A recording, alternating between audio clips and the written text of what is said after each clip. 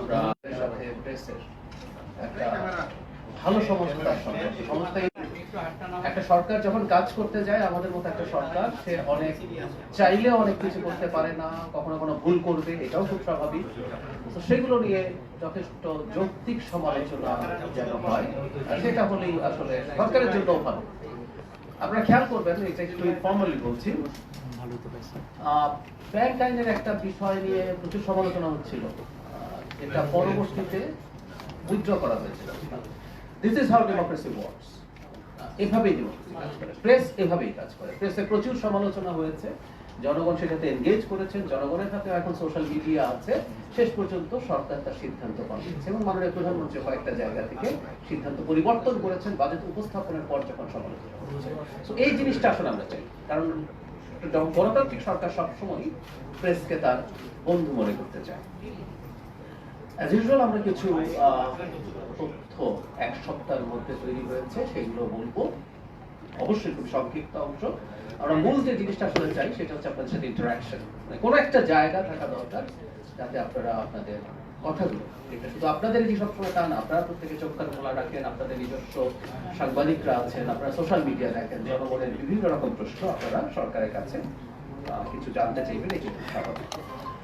পররাষ্ট্র মন্ত্রণালয় দিয়ে শুরু করি। আপনারা জানেন মাননীয় প্রধানমন্ত্রী তার প্রথম বিদেশ সফর থেকে দেশে ফিরেছেন। আমাদের আগের ব্রিফিংটা হয়েছিল মালয়েশিয়া থেকে ফিরে আসার পর, এরপর চীন থেকে তিনি ফিরে এসেছেন। খুব বিস্তারিত আসলে বলছি না, কারণ এটা নিয়ে আমাদের পররাষ্ট্র মন্ত্রণালয় মাননীয় মন্ত্রী, উপদেষ্টা, প্রতিমন্ত্রী সবাই থেকে একটা বিস্তারিত ব্রিফিং করেছেন, সুতরাং আপনারা এটা জানেন। কিন্তু আমরা এইটুকু বলতে চাই যে এটা খুব সফল একটা সফর ছিল।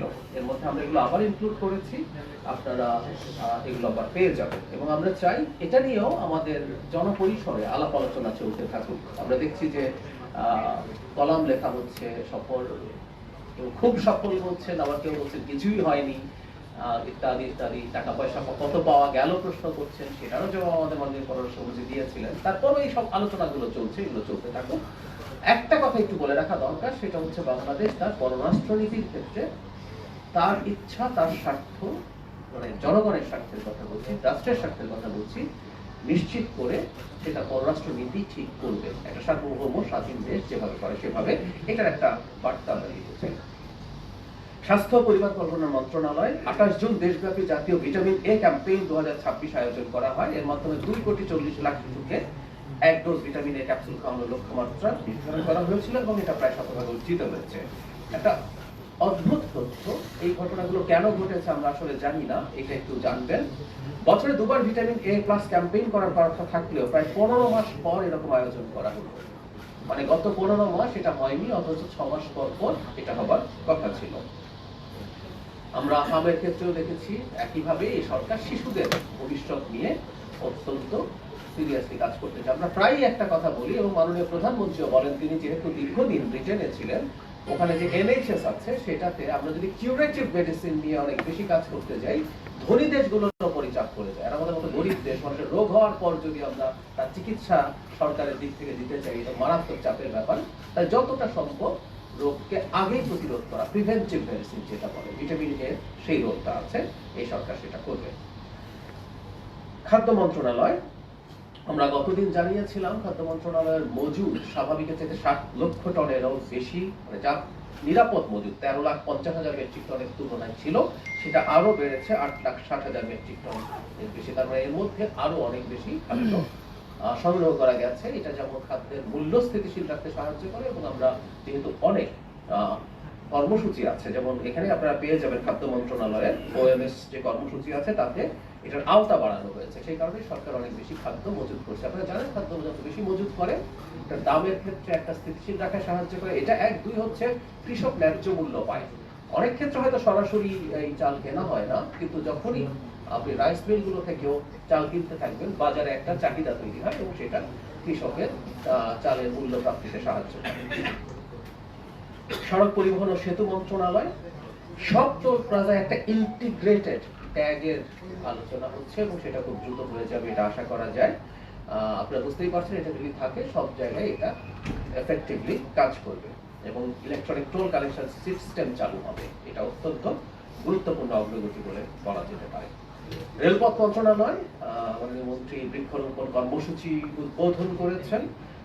এখানে 5 বছরে রেলওয়ে 24 লক্ষ বৃক্ষরোপণ করবে। আপনারা জানেন এই সরকারের অত্যন্ত প্রায়োরিটি পাওয়া একটা কর্মসূচি হচ্ছে বৃক্ষরোপণ। সেটা বিভিন্ন সংস্থা তাদের মতো করে তাদের জমিতে এই কাজ করে এটাকে সফল করে তুলবে। বাণিজ্য মন্ত্রণালয় টিসিবির মাধ্যমে পণ্য বিক্রি চলছে।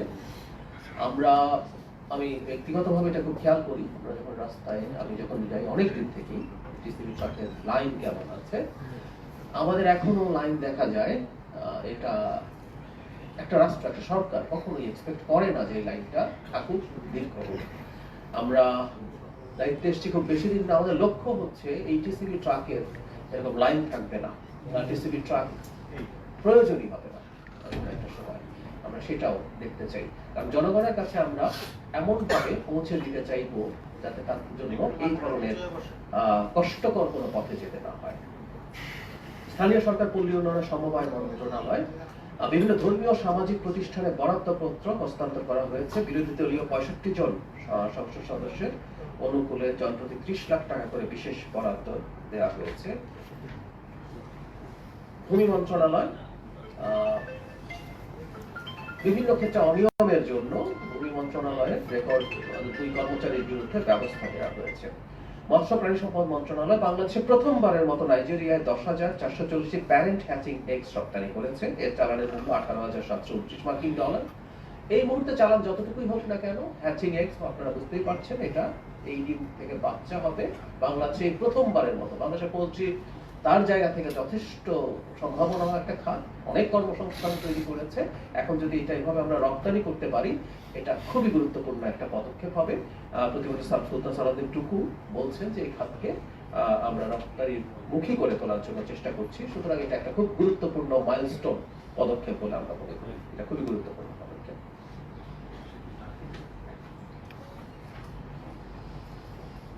শ্রম কর্মসংস্থান মন্ত্রণালয় মৃত্যুজনিত সহায়তা এই মন্ত্রণালয়ের পক্ষ থেকে করা হয় 645 জনকে 12,78,50,000 টাকা চিকিৎসা সহায়তা হিসাবে 7,300 জন, ওটা হলো মৃত্যুজনিত সহায়তা হিসাবে 645 জনকে দেওয়া হয়েছে 12,78,50,000 টাকা। চিকিৎসা সহায়তা হিসেবে 7,933 জনকে দেওয়া হয়েছে 24,40,93,000 টাকা এবং শ্রমিকের মেধাবী সন্তানদের শিক্ষাবৃত্তি হিসাবে 474 জনকে 94,80,000 টাকা সহ সর্বমোট 9,052 জনকে 38,14,23,000 টাকা আর্থিক সহায়তা প্রদান করা হয়েছে। আর এই মন্ত্রণালয়ের রুটিন কর্মসূচির জন্য হিসাবে যেটা হয়, বিভিন্ন শিল্প কলকারখানা পরিদর্শন চলছে এবং যেখানে যেখানে অনিয়ম পাওয়া গেছে সেখানে ব্যবস্থা নেওয়া হচ্ছে। দীর্ঘদিনের পুঞ্জীভূত সংকট এই বিভিন্ন সেক্টরে, এটা শুধু এখানে না, সব সেক্টরেই আছে। এই সরকার খুব দ্রুত চেষ্টা করছে এগুলোকে যতটা সম্ভব নিয়মের মধ্যে আনা যায়।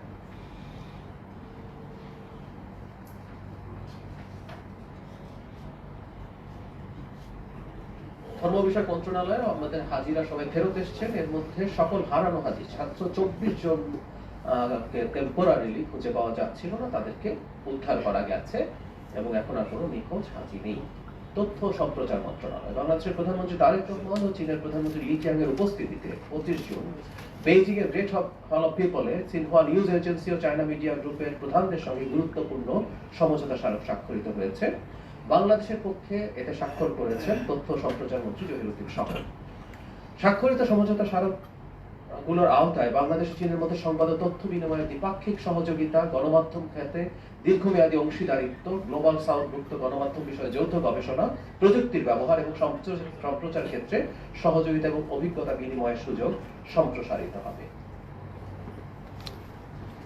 ডাক ও টেলিযোগাযোগ মন্ত্রণালয় টেলিকম এবং ইলেকট্রনিক পণ্য উৎপাদন এবং সংযোজনের জন্য প্রয়োজনীয় র ম্যাটেরিয়াল সোর্সিং এর পরিকল্পনা গ্রহণ করা হয়েছে। 6টি বিমানবন্দর ও 5টি রেল স্টেশনে ফ্রি ওয়াইফাই সেবা চালু করা হয়েছে এবং আরেকটা গুরুত্বপূর্ণ কাজ, এটা কন্টিনিউ করছে, এটা সংখ্যা নিয়মিত বাড়ছে। হাওড় বাওর ও প্রত্যন্ত অঞ্চলের প্রান্তিক জনগোষ্ঠীর জন্য ইন্টারনেট সুবিধা চালুকরণে 1075টি হটস্পট চালু হয়েছে। এটা পরের সপ্তাহে এগুলো বাড়তে থাকবে। আপনারা জানেন এই জায়গাগুলো খুবই দুর্গম। এই দুর্গম জায়গাগুলোতে জনগণের তথ্য প্রাপ্তির নিশ্চয়তা, এবং আজকে আমরা যদি ইন্টারনেট ব্যাকবোনের সাথে কানেক্টেড না থাকি, এটা আসলে কোনোভাবেই এই সময়ের সাথে মানে ম্যাচ করে না। সেই কাজ সরকার করছে।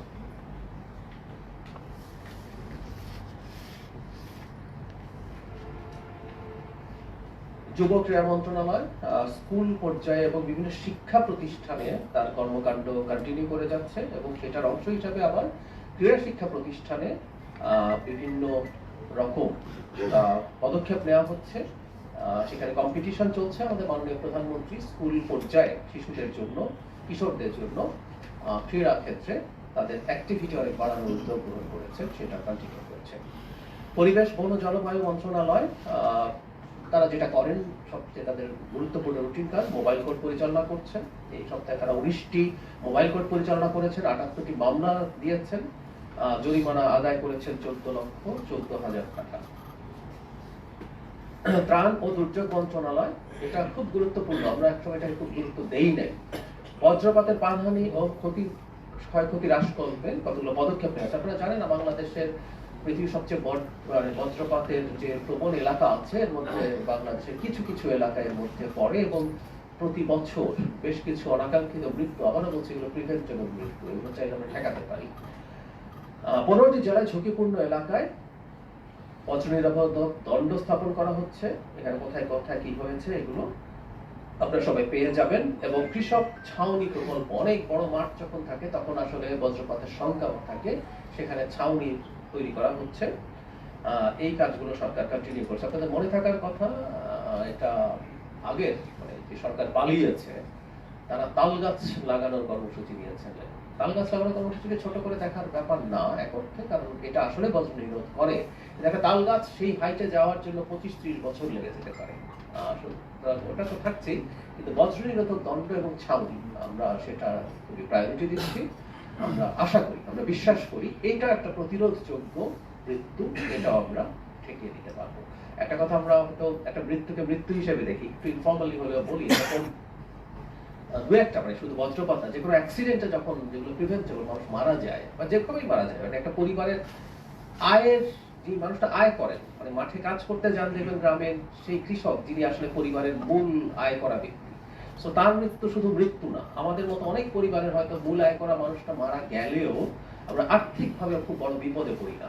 আমাদের আত্মীয় স্বজন হারানোর শোক তো আছেই, এই ঝুঁকিগুলো, এই ধরনের ঘটনাগুলো পরিবারটার উপরে মারাত্মক আর্থিক চাপ তৈরি করে। সো এগুলো আমাদেরকে এনি কস্ট ঠেকাতে হবে। পরিকল্পনা মন্ত্রণালয় অনেকগুলো প্রকল্প, এডিপিভুক্ত মোট 1359টি প্রকল্প আছে। আমরা অনেকে জানি কিনা জানি না, আমাদের এডিপিতে এর মধ্যেই 1359টি প্রকল্প আছে। এর মধ্যে বিভিন্ন রকম ভাবে 2,08,936 কোটি টাকা বরাদ্দ করা হয়েছে। পরিকল্পনা মন্ত্রণালয় যা করে, প্রকল্পগুলো যাচাই বাছাই করা, সেগুলো আবার কাজ কতটুকু অগ্রগতি হয়েছে সেটার ভিত্তিতে তারা বিভিন্ন রকম বরাদ্দ দিয়ে থাকেন। স্বরাষ্ট্র মন্ত্রণালয়, বাংলাদেশ পুলিশ, র্যাব, তাদের যে রুটিন কাজগুলো, সেটা হচ্ছে অস্ত্র উদ্ধার, অপরাধী ধরা, সেগুলো তারা করে যাচ্ছেন। মাদক উদ্ধার, এর মধ্যে বিজিবি একই কাজ করছে, তবে বিজিবির উপর এখন একটা এক্সট্রা দায়িত্ব আছে, আপনারা জানেন, সেটা হচ্ছে আমি একটু পড়ি। কুষ্টিয়া, সাতক্ষীরা, ঝিনাইদহ, দিনাজপুর, নওগাঁ, সিলেট, মৌলভীবাজার ও খাগড়াছড়ি সীমান্তে ভারতীয় বিএসএফ কর্তৃক 115 জন নাগরিকের পুশিং প্রচেষ্টা করা হয়, যা বিজিবির দৃঢ় ও প্রতিরোধমূলক অবস্থানের কারণে ব্যর্থ করা হয়েছে। একই সময় মিয়ানমার সীমান্তে 15 জনের অনুপ্রবেশের প্রচেষ্টা ব্যর্থ এবং 2 জন বাংলাদেশি নাগরিকের প্রত্যাবাসন সফলভাবে সম্পন্ন করা হয়েছে। আপনারা জানেন যে এই মুহূর্তে বর্ডারে এটা একটা পরিস্থিতি আছে, এবং আমাদের বিজিবি এই কাজটা সাকসেসফুলি করছে। এটা তার রেগুলার কাজের বাইরে, কিন্তু রাষ্ট্রের প্রয়োজনে তারা এটা করে যাচ্ছে। কোস্টগার্ডও সমুদ্র সীমায় আমাদের পুলিশ বাহিনী এবং বর্ডার গার্ড যা করছেন, তারা সেটা কন্টিনিউ করছে। আমি শেষ করছি, চলতে আজকের আমাদের সরকারের দিক থেকে বলার কথা। আমি আগেও বলেছি, আবারও বলি, সরকারের কাজই সরকার মানুষের স্বার্থে কাজ করবে, সরকার সেটা করছে, আমরা জনগণকে সেটা জানাতে চাই। এবার আপনাদের প্রশ্ন। আচ্ছা আমি আসছি, একজন করে আসবো, আমি থাকবো, অসুবিধা নেই। সম্প্রতি দেখেছেন টিআইবির একটা প্রতিবেদন প্রকাশ পেয়েছে, সেখানে বলা হয়েছে যে গত অন্তর্বর্তী সরকার 12,000 কোটি টাকার অনিয়ম দুর্নীতি হয়েছে, এবং এই বিষয়টা কিন্তু স্বরাষ্ট্রমন্ত্রী জাতীয় সংসদেও বক্তৃতায় বলেছেন। তা আমার প্রশ্ন হলো যে আপনারা এই ব্যাপারে কি পদক্ষেপ নেবেন, এবং যারা এই অন্তর্বর্তী সরকারে ছিলেন তারা কিন্তু এখনো সবাই জীবিত আছে, তাদের কি ব্যবস্থা নেবেন? আচ্ছা, সরকার বলতে আমরা আসলে কি বুঝি, এটা খুব জরুরি কথা। টিআইবির এই ব্যাপারটা একটু বলি। 12,000 কোটি টাকা হচ্ছে, এটা ওনারা সবসময় করেন, এটা আগে 10,000, 11,000 এরকম ছিল। এটা হচ্ছে আমরা সেবা নেওয়ার ক্ষেত্রে যে দুর্নীতি শিকার হই। একটু খেয়াল করুন, সরকার তো দুটো কম্পোনেন্ট থাকে। যেমন ধরুন এখনকার সরকার, এখানে দুটো কম্পোনেন্টের একটা হচ্ছে যারা নির্বাচিত হওয়ার পর রাজনৈতিক অংশ, আরেকটা অংশ হচ্ছে সরকারের স্থায়ী অংশ, প্রজাতন্ত্রের কর্মচারী। আমি প্রজাতন্ত্রের কর্মচারী কথাটা বলতে চাই। আমাদের সংবিধানে কিন্তু সরকারি কর্মকর্তা, কর্মকর্তা বলে কোনো শব্দ সংবিধানে নাই, সরকারিও নাই, কর্মকর্তাও। যারা আছেন আমাদের সবচেয়ে বড় যে সচিব, ক্যাবিনেট সেক্রেটারি, প্রিন্সিপাল সেক্রেটারি, তারাও কিন্তু প্রজাতন্ত্রের কর্মচারী। আচ্ছা, তো এই যে আপনি বলছেন দুর্নীতিটা, এই দুর্নীতিটা কিন্তু পুরো সার্ভিস নেয়ার ক্ষেত্রে, তার মানে এর মধ্যে আপনি যদি ব্লেম করেন পুরো সরকারের দুটো অংশকে ব্লেম করতে হবে। আমাদেরও সময় আগামী বছর টিআইবি কিন্তু একই রকম একটা রিপোর্ট করবে। আমরা আশা করি অঙ্কটা কমবে। আমরা বলছি না যে এটা একদম শূন্য হয়ে যাবে বা একেবারে ড্রাস্টিক কোনো চেঞ্জ হয়ে যাবে। সেখানেও কিন্তু ওই দায়, খেয়াল করি আমরা, এই দুর্নীতির সাথে জড়িত আপনি টেকনিক্যালি বলতে পারেন যে দুটো অংশই। তবে হ্যাঁ, আমি আপনার সাথে এই জায়গায় একমত যে এটা রোধ করার দায়িত্ব হচ্ছে সরকারের সর্বোচ্চ দায়িত্বে যারা থাকেন তারা, সেই অর্থে তাদের বড় দায় আছে। তাহলে আমি আবারও বলছি, এই 12,000 কোটি টাকা অন্তর্বর্তী সরকারের যারা উপদেষ্টা ছিলেন, তারা এই দুর্নীতিটা করেন নাই। তারা কোনো দুর্নীতি করেন আমি সে কথাও বলছি না, কিন্তু এই দুর্নীতি একেবারে আমাদের গ্রাসরুট পর্যন্ত প্রজাতন্ত্রের বিভিন্ন কর্মচারী আছেন। আমরা জানি কোথায় কোথায় তারা, আমরা তো এই সমাজে বাস করি, তো আমরা কোথায় কোথায় অবৈধ অর্থ লেনদেন করতে হয় অনেক সময়। মানে ওখানে দেখবেন ওনারা বলেছেন কখনো কখনো কাজ স্পিড আপ করার জন্য, আবার কখনো কখনো বাধ্য হয়ে আপনি দিয়েছেন, আপনার আর উপায় ছিল না। সো এইটা কিন্তু সবাই এটার অংশ। এটা মানে শুধুমাত্র অন্তর্বর্তী সরকার বা তার আগের সরকার বা আমাদের সরকারের সময়ও যেটা একেবারে বন্ধ হয়ে গেছে, আমরা এই দাবি করি না। সো আমরা ওইটা অবশ্যই খতিয়ে দেখা হবে। একই সাথে আমরা নিজেরাও সতর্ক থাকা শুরু করছি যাতে এগুলো গ্র্যাজুয়ালি আমরা খতিয়ে আনতে পারি। জাহিদ ভাই একটা সাপ্লিমেন্ট করতে চাচ্ছি, এইটারই একটা সাপ্লিমেন্ট ছিল। মানে স্বরাষ্ট্রমন্ত্রী গতকালকে বলেছেন প্রধানমন্ত্রীকে যে অন্তর্বর্তী সরকারের সময়টার বিষয়ে যেন তদন্ত হয় এবং টিআইবি কে মানে এই দুর্নীতি দমন কমিশনকে যেন এই বিষয়ে প্রধানমন্ত্রী নির্দেশনা দেন। সেক্ষেত্রে কি মানে সংসদের স্বরাষ্ট্রমন্ত্রীর যে আবেদন, সরকার কি সেটা নিয়ে অন্তর্বর্তী সরকারের সময়কালটাকে কি করবে কিনা, মানে এই দুর্নীতি হয়েছে হয় নাই, কোথায় হয়েছে, কি পরিমাণে হয়েছে। এবং আমরা কিন্তু দেখতে পাই যে আমরা সুইস ব্যাংকে কিন্তু টাকা বাংলাদেশিদের পরিমাণও বেড়েছে, এই সময়টা 44% বেড়েছে। সেক্ষেত্রে কি সরকার এই তদন্তটা করবে কিনা? আচ্ছা, একটা কথা একটু বলে রাখা ভালো, দুর্নীতি একটা ফৌজদারি অপরাধ। ফৌজদারি অপরাধ তামাদি হয় না। আজ থেকে বহু বছর পরও চাইলে এটা করা যায়। এটা হলো এক। দুই হচ্ছে, দুদক কনস্টিটিউশনাল কমিশন না, দুর্নীতি দমন কমিশন। এটা একটা স্ট্যাটুটরি আইনের মাধ্যমে হয়েছে, কিন্তু এটার স্ট্রাকচারটা কনস্টিটিউশনাল কমিশনের মতোই। কিন্তু যেমন ধরুন যারা দুদকে আসবেন, যেসব কমিশনার, তাদেরকে আপনি অপসারণের জন্য, যেমন ধরুন একজন মন্ত্রীর চাকরির মুহূর্তের ব্যাপার, মাননীয় প্রধানমন্ত্রী চাইলে তার চাকরি নেই, কিন্তু আমাদের কমিশনাররা যারা আছেন, কনস্টিটিউশনাল কমিশন না, শুধু দুদকেও তাই, উনি যদি একবার নিযুক্ত হয়ে যান, তার সেই প্রসেসটা ফলো করতে হয় সুপ্রিম জুডিশিয়াল কাউন্সিলের মতো। আমি যেটা বলতে যাচ্ছিলাম, এটা একটা স্বাধীন কমিশন। মাননীয় স্বরাষ্ট্রমন্ত্রী এই আলাপটা তুলেছেন, কিন্তু আমি রাদার এভাবে বলতে চাই যে দুদকের উচিত হবে সে একটা স্বাধীন কমিশন হিসেবে, যখন দুদক গঠিত হবে, স্বাধীন কমিশন হিসেবে এটা তার মতো করে তদন্ত করা। কারণ প্রচুর অভিযোগ তো আসলে আছে। এমনকি কোনো কোনো উপদেষ্টার বিরুদ্ধে এক ধরনের সুনির্দিষ্ট অভিযোগও তখন ছিল। দুদক তখন কিছু কাজ করারও চেষ্টা করেছিল।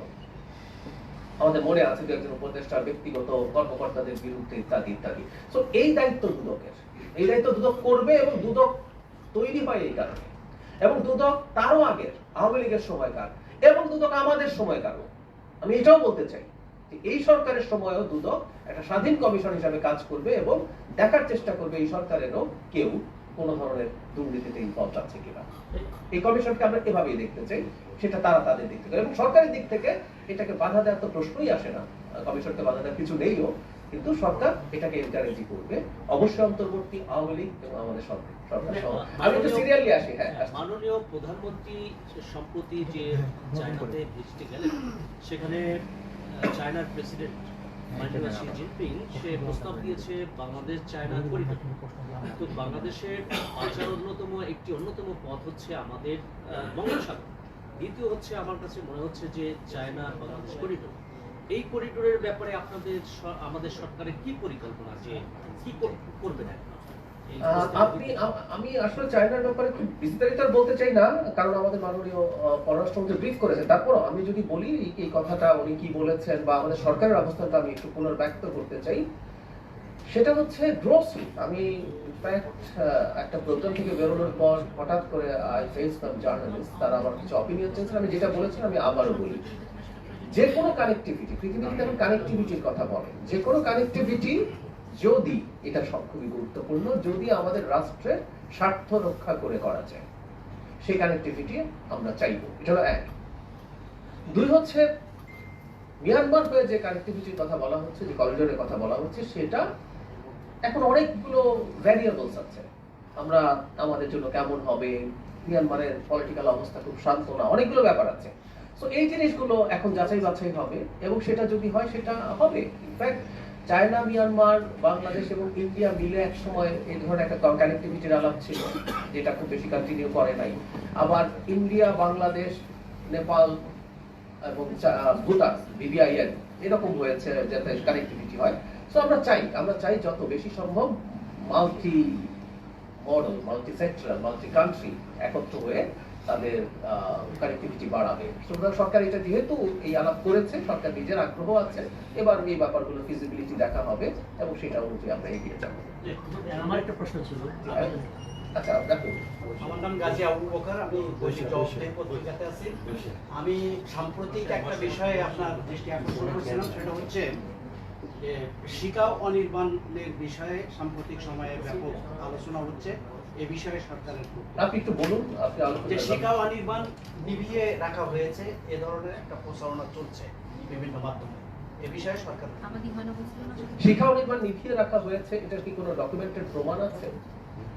আমরা নানান রকম অপপ্রচার তো আসলে চলে, নানান রকম এই অপপ্রচারের কথা তো আমরা বলেছি।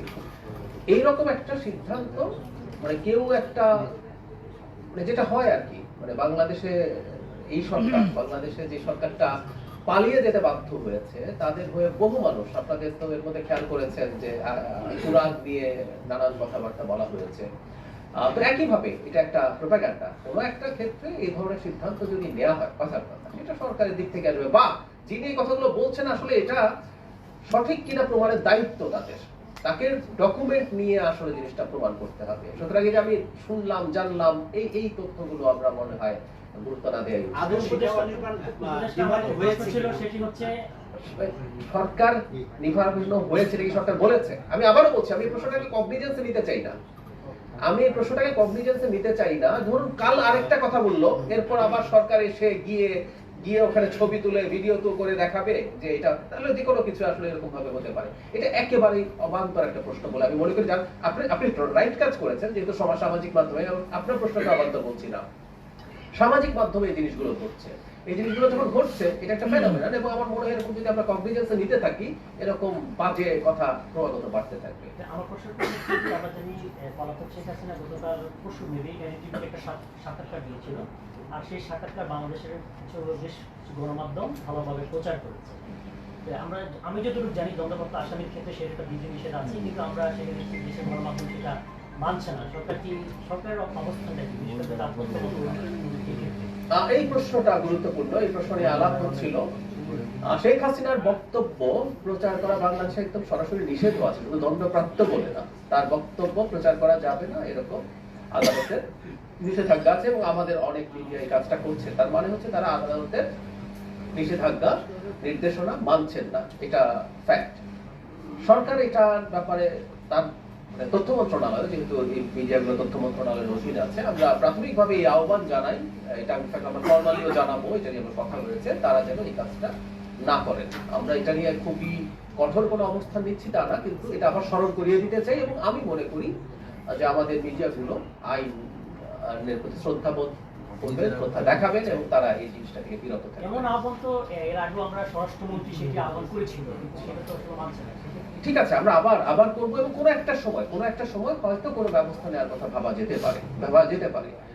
ঘটনা যেটা হয়েছে সেটা হলো এইরকম, যে তিনি যখন কথা বলেন, এটা অন্যান্য মিডিয়ায় যেহেতু আসে, মানুষ এখন যেহেতু খুবই কানেক্টিভিটির যুগ, মানুষ কোনো না কোনোভাবে জেনে যায়, তো এই আলাপও কেউ কেউ করছেন। আমি আবারও এর বাইরে গিয়ে, সরকারের বাইরে গিয়ে বলছি যে এটা আসলে শেষ পর্যন্ত টিকে রাখা যায় কিনা, কারণ এই যে আপনি রেফারেন্স দিচ্ছেন একটা বিদেশি মিডিয়া, সেই মিডিয়া আমাদের দেশ থেকে দেখা সম্ভব, এবং অনেক অনেকে সেটা দেখছেন।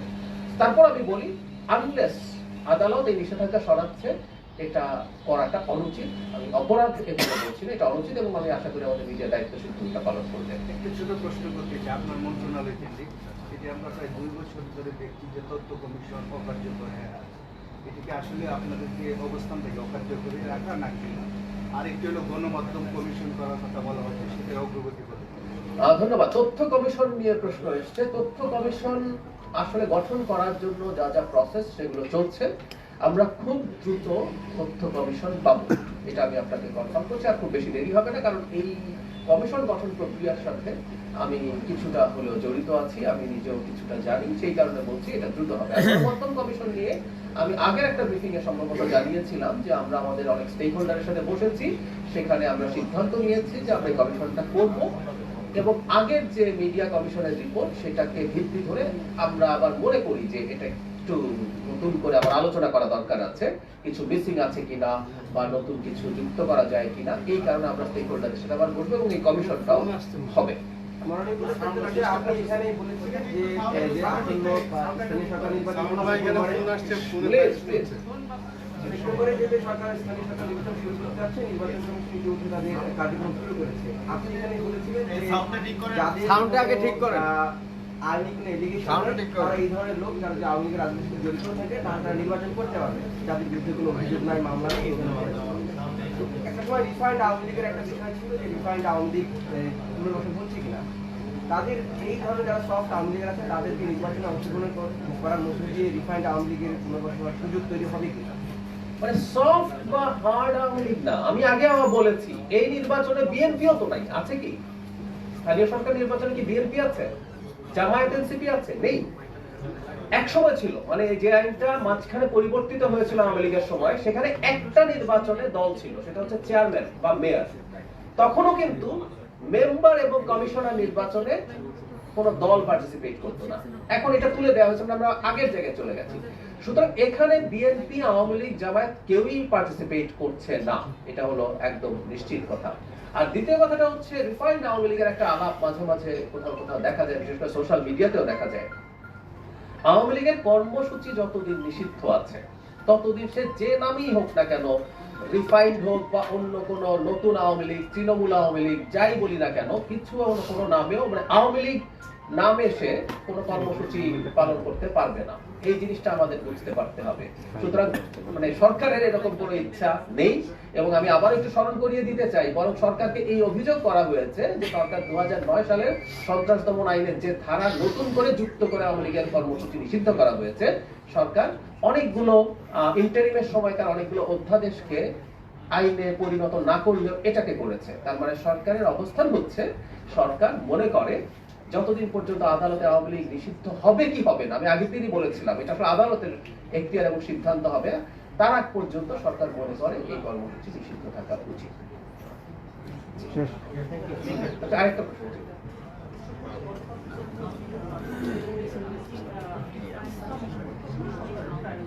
জি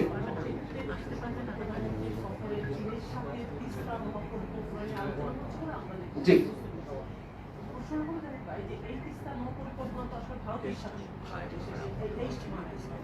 এক্ষেত্রে দীর্ঘদিন ভারতের সাথে এই তিস্তা নিয়ে আলোচনা হচ্ছিল, চীনের সাথে হচ্ছিল। এখন যদি এই প্রকল্প কিন্তু এই দল কষাকষি এই যে দল ভারতের সঙ্গে একটা যদি ওখানে সেই মহাপরিকল্পনা করে সেক্ষেত্রে বাংলাদেশের সাথে জিওপলিটিক্যালি ভারতের সাথে প্রতিবেশী দেশ হিসাবে সম্পর্কের ক্ষেত্রে আপনি কিভাবে দেখছেন? সম্প্রতি আপনার এয়ারপোর্টের যে বিষয়টা সেটাও আসতেছে যে সেই বিষয়ে ভারতের সাথে একটা এই সরকারের একটা গুরুত্ব তৈরি হচ্ছে কিনা বা এই ফলে হবে কিনা? আচ্ছা, এটার সাথে একটু সংযুক্তি করতে চাই। জি, জি। সেটা হচ্ছে প্রধানমন্ত্রী বলেছেন যে যে কোনো মূল্যে এটা করা হবে, যে কোনো মূল্যে। এখানে কি কোনো চ্যালেঞ্জ বা কোনো হুমকি মনে করছেন বা এই ধরনের বিষয় আছে? আচ্ছা, তিস্তা মহাপরিকল্পনা নিয়ে কথা। আমি যেহেতু তিস্তা মহাপরিকল্পনা নিয়ে আমি নিজেও কাজ করছি, সরকারের যে কমিটি আছে, জয়েন্ট রিভার কমিশনের একজন উপদেষ্টা হিসেবে আমি ওখানে থাকি, তো আমি এটা নিয়ে আপনাদের কিছু বেশি তথ্য দিতে পারবো যতটুকু আমরা পাবলিকলি দেওয়া সম্ভব। তিস্তা মহাপরিকল্পনা আসলে মানে প্রাথমিকভাবে না, দীর্ঘদিন থেকে এটা আগের, আমি আওয়ামী লীগ সরকারের কথা বলছি, ওই সময় চায়নার একটা প্রপোজাল ছিল। ভারত আসলে এটার সাথে ছিল না। ওই দেশটা আসলে আসলো 24 সালের নির্বাচনের পর শেখ হাসিনা যখন, আমি একদম টাইমলাইন গুলো আপনাকে বলছি, এটা আমি যেহেতু ওই সময় ক্লোজলি মনিটর করতাম, আমার একেবারেই মনে আছে। চায়না বেশ আগেই তার এই প্রপোজাল তার মতো করে একটা দিয়েছে। এই প্রপোজালটা ইনফ্যাক্ট আমরা আমাদের জন্য যথেষ্ট বলে মনে করছি না। আমি আগে একদিন বলেছিলাম, আমি আসছি ওই জায়গায়। তো সেই প্রপোজাল নিয়েই ওই সরকারও কাজ করছিল, কিন্তু শেখ হাসিনা 24 সালের নির্বাচনের পর ইন্ডিয়া গেলেন এবং এসে তিনি তখন ব্রিফিংয়ে বললেন যে উনি ইন্ডিয়াকে বলেছেন যে এই প্রপোজাল, এইটা কাজ করার জন্য। আমরা এখন কি করছি আমরা সেটা একটু বলি। আমরা চায়না যে প্রাথমিক প্রপোজাল দিয়েছিল সেটায় নদী শাসন মূলত কাজটা ছিল, কারণ তিস্তার ভাঙন একটা মেজর সমস্যা। বর্ষায় তিস্তার ভাঙনে বহু মানুষ পথে বসে যান এবং একটা নদী 8 কিলোমিটার পর্যন্ত চড়া হয়ে যায় ভেঙে ভেঙে। তো চায়না যেটা করেছিল সেটা হচ্ছে চায়না এই নদীকে নদী শাসন করবে, ড্রেজিং করবে, গভীর করবে, পাহাড় রক্ষা করবে। 1 কিলোমিটারের মধ্যে নদী নিয়ে আসা হবে, ফলে প্রচুর ল্যান্ড রিক্লেইমও করা যাবে। ভাঙন তো প্রতিরোধ করা যাবে, ল্যান্ড রিক্লেইম করা যাবে। মাননীয় প্রধানমন্ত্রী সহ যখন প্রশ্ন আমরা দেখলাম তিস্তার এই কাজগুলো দরকার আছে, কিন্তু তিস্তার ওই অঞ্চলে তো আমাদের পানিরও সমস্যা আছে। আপনারা খুব ভালো মতো জানেন তিস্তায় শুষ্ক মৌসুমে পানির প্রবাহ খুবই কম থাকে। ফারাক্কার মতো গজলডোবা ব্যারাজ পশ্চিমবঙ্গে আছে, এটা শুধু না, এর আগে তিস্তা তো সিকিম হয়ে তারপরে পশ্চিমবঙ্গ হয়ে বাংলাদেশে এসছে। ওখানেও প্রচুর আপস্ট্রিমে ওখানে অনেকগুলো ব্যারাজ করেছে, পানি প্রত্যাহার করে, আমাদের পানি আসে না। দেন উই ডিসাইড যে আমরা বর্ষায় যে পরিমাণ বেশি পানি আসে, এইখানে একটু বলে রাখা ভালো, এই প্রকল্প মানে এই না তিস্তার পানি ন্যায্য হিস্সা নিয়ে এই সরকার কাজ করবে না। এই সরকার তিস্তার পানির ন্যায্য হিস্সা চায়, গঙ্গা যেটা আমাদের এখানে পদ্মা সেটার ন্যায্য হিস্সা চায়। তিস্তা তো আমাদের চুক্তি নেই, গঙ্গা চুক্তি এবছর শেষ হচ্ছে। আমরা আগের চাইতে, আগের চুক্তিতে আমরা সেই অর্থে খুব ভালোভাবে পানি পাইনি, আমরা নতুন ভাবে চুক্তি চাই এবং আমাদের অভিজ্ঞ যে 53টা নদী আছে সবগুলোর চাই। আমি আবারও বলছি, এই কথাটা স্পষ্ট করে বলতে চাই, কোন ব্যারাজ কোন প্রজেক্টের এই অর্থ এই নয় যে আমরা আমাদের পানির এক্সপেকটেশন বা হিস্সা ছেড়ে দিচ্ছি। পানি আসলেও তো আমাদের বর্ষায় যে পরিমাণ পানি অনেক বেশি আসে, আমাদের পানি বা ভারতের দিক থেকে পানি আসে, সেই পানিটা তো আমরা ইউটিলাইজ করি না। এবং উত্তরাঞ্চলে ভূগর্ভস্থ পানি দিয়ে চাষ করতে করতে কিন্তু আমাদের ভূগর্ভস্থ পানির লেয়ার ক্রমাগত নিচে যাচ্ছে। সেই কারণে এখন আমরা যেটা চিন্তা করছি, তিস্তায় আরেকটা ব্যারাজ, তিস্তায় একটা ব্যারাজ তো আছে, আরেকটা ব্যারাজ হবে আরো অনেক ডাউন স্ট্রিমে, যাতে বর্ষার পানি আমরা বিভিন্ন জায়গায় ধরে রাখতে পারি এবং সেই পানিটাও আমরা ব্যবহার করতে পারি। এই কাজটা হচ্ছে। এখন আমি আসি ভূরাজনৈতিক কোনো সমস্যা হবে কিনা। একটা জিনিস খুব ইম্পর্টেন্ট, একটা দেশে বিভিন্ন দেশ বিভিন্ন ভাবে কাজ করবে। আমি উদাহরণ দিতে পারি, ওই জায়গায় যাচ্ছি না। কোন একটা দেশ কোন একটা অন্য দেশের প্রজেক্ট শুরু করেছে, পরে সেই প্রজেক্টটা অন্য কোনো দেশ করেছে, শুরু করার পরেও পরিবর্তিত হয়েছে। একটা কথা খুব জরুরি, বাংলাদেশ তার স্বার্থে সিদ্ধান্ত নেবে। এটাও খুব জরুরি, বাংলাদেশ অন্য কোনো দেশের, অন্য যে কোনো দেশ, আমি কোনো দেশের নাম বলছি না, এনি কান্ট্রি, তার সিকিউরিটি সহ অন্যান্য যেসব সেন্সিটিভ বিষয় আছে সেগুলোর ব্যাপারে সে মাথায় রাখবে। আবার অন্য দেশকেও বাংলাদেশের ব্যাপারে সেভাবে মাথায় রাখতে হবে। সেই কারণে আমি মনে করি বাংলাদেশের কোনো পদক্ষেপ সেটা কোনো দেশে কনসার্ন হওয়ার ব্যাপার নেই। আর ভাই যে প্রশ্ন করেছেন যে কোনো মূল্যে, আমি মনে করি না এখানে কোনো চ্যালেঞ্জ আছে এভাবে। এইভাবে উনি কথাটা বলেছেন। এটা এইভাবে বলা, এই রকম ভাবে বলা, এই কারণে বলা আমি মনে করি যাতে এই সরকার এই পদক্ষেপটার ব্যাপারে, এই প্রজেক্টটার ব্যাপারে খুবই আন্তরিক আছে, খুবই সিরিয়াস আছে। কারণ ওই তিস্তা পাড়ের মানুষদের প্রতিনিধি মাননীয় ত্রাণমন্ত্রী একটা মিটিং এ ছিলেন, তার কাছ থেকে আমরা বিস্তারিত জানি তিনি সেখানে প্রচুর অ্যাক্টিভিজমও করেছেন যে এখানকার মানুষের এটা কত বড় সংকটের ব্যাপার। সো উনি ওনারা এটা দৃঢ়তা বোঝানোর জন্য, এটা কোনো চ্যালেঞ্জ আছে আমি মনে করি। এবং আমি একথা আবারও বলতে চাই, বাংলাদেশের জনগণ এবং রাষ্ট্রের স্বার্থ অনুযায়ী পদক্ষেপ নেবে, এটা এই স্বাধীনতা, এই সার্বভৌমত্ব তার আছে, এটা সে দেখাতে চায়। সেক্ষেত্রে তিনি যদি তিস্তা ভারতের সাথে সম্পর্কের অবনতি ঘটনা আশঙ্কা আমি দেখি না, কারণ আমি আশা করতে চাই, আমি বিশ্বাস করি যে ওই যে বলছি ইন্ডিয়া বা অন্য যে কোনো দেশ তারও জায়গা থেকে ধরুন কারো যদি সিকিউরিটি কনসার্ন থাকে, এইসব কোন রকম কোন কনসার্নের ব্যাপারে বাংলাদেশ কোনো আপোষ করবে না, সেটা সে নিশ্চিত থাকবে, কোন রকম কোনো কিছু হবে না। আমরা এটা একটা প্রজেক্ট, চায়নার সবচেয়ে বড় দক্ষতা আছে, পৃথিবীর সবচেয়ে বড় বাঁধ যে থ্রি গর্জেস ড্যাম তারা করেছেন। এখন তারা এটা নিয়ে আলাপ আলোচনা আছে, যেটা আমাদের ব্রহ্মপুত্র, ওদের ইয়ারলিং শাংপো নদী, ওখানে একটা বড় কাজ করছেন। তো চায়নার এই কাজে প্রচুর এক্সপার্টিজ আছে, চায়নার প্রচুর ফান্ড আছে। আমরা এখনো বলিনি যে চায়নার সাথে আমরা তাদের অর্থায়নে কাজ করব। আমাদের যে জয়েন্ট কমিউনিকে আছে তার মধ্যে বলা হয়েছে টেকনিক্যাল যেসব ব্যাপার আছে, ফিজিবিলিটি আছে। কারণ আবারও বলছি প্রজেক্টটা এখন আবার নতুন করে করা হবে এবং মাননীয় প্রধানমন্ত্রী বলেছেন অ্যাজ আর্লি অ্যাজ পসিবল এটা করার জন্য, সেই ক্ষেত্রে তারা সাহায্য করবেন।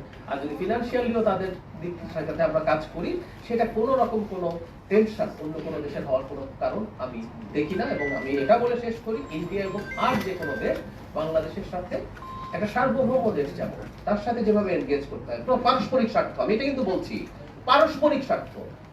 আমাদের ওই রেজিমের সময় আমাদের মূল অভিযোগটা এটা ছিল যে বাংলাদেশ এবং জনগণের স্বার্থ বিকিয়ে দিয়ে শুধু এক দেশ না, শুধু ইন্ডিয়া বলছি না, আমি ধরে ধরে দেখাতে পারি আরো অনেক দেশের সাথে আমাদের স্বার্থ বিকিয়ে দিয়ে সম্পর্ক তৈরি করার চেষ্টা করা হচ্ছিল ওই রেজিম ক্ষমতায় থাকার শর্তে।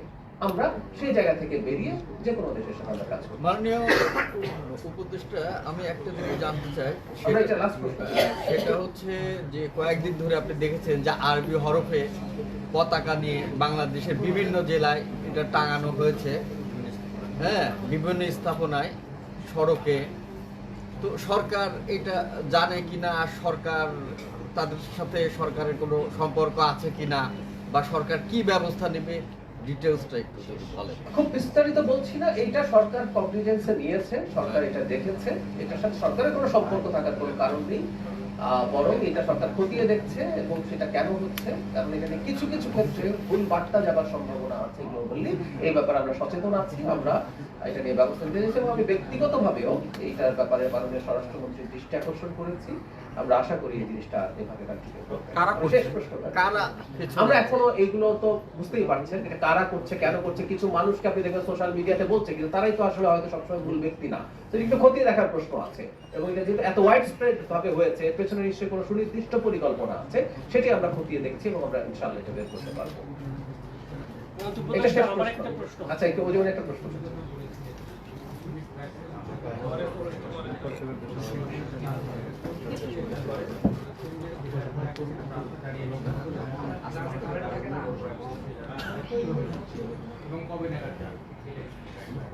আমি ট্রাক সেলের কথা বন্ধ করে দেবে বলি, আমি কথাটা ভবিষ্যতের একটা সময়ের কথা বলছি। খেয়াল করবেন, আমরা মানুষকে ক্যাশ ইনসেন্টিভের আওতায় নিয়ে আসার চেষ্টা করছি। আমরা যদি মানুষের কাছে ক্যাশ পৌঁছে দিতে পারি, যেমন ধরুন এবার আমাদের 41 লাখ পরিবারের কাছে এই অর্থ বছরে ফ্যামিলি কার্ড যাবে, তাতেও কি সব নিডি মানুষের কাছে চলে যাবে না। এভাবে যখন আমরা অনেক বেশি মানুষের কাছে ক্যাশ পৌঁছে দিতে পারবো এবং আমরা বিশ্বাস করি কোনো একটা সময় এই অঙ্কটা আরো বাড়াতে পারবো, আমি তখনকার কথা বলছি, তখন মানুষের রাস্তায় আসতে হবে না।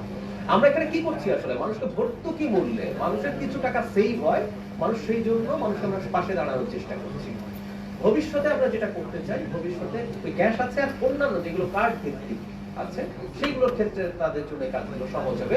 একটা নির্দিষ্ট সময় না, কোনো একটা দোকান, আপনি ওএমএস যেমন দোকান আছে, এরকম জায়গা থেকে এগুলো হতে পারে। আমি লাস্ট প্রশ্নটা নেব, এখানে কে যেন প্রশ্ন করতে চেয়েছিলেন। Thank you.